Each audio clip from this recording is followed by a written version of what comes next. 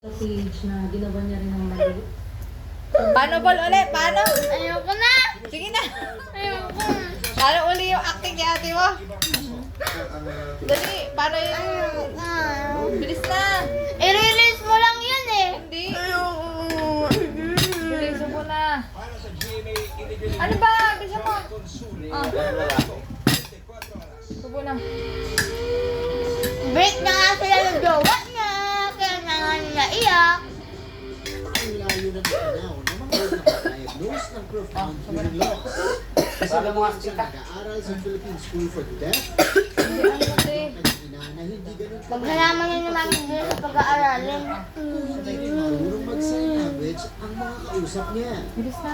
Nung nakaraan, katulad nung nakaraan, yung bagong mga kalaro siya, tinawag mo siya, tapos sabi niya, sabi ko, oh, bakit umuwi ka na? Sabi niya, Hindi na subo.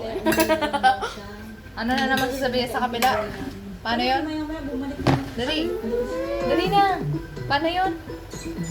Kaya para mas maging iglabo, X-ray glass. What lang? Ginagawa ng isang UK-based tech company.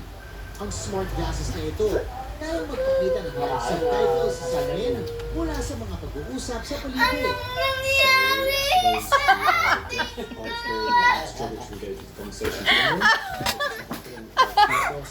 Mabilis mo na yan.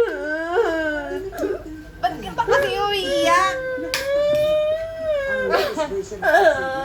Patayin mo na. Nag-break lang kayo? Kailangan? Todo iyak? Hindi ka nakakain? There are many relationships you didn't know. Oh, may nag-English pa. Please. Ang inspirasyon. There are something Ano yan, subo?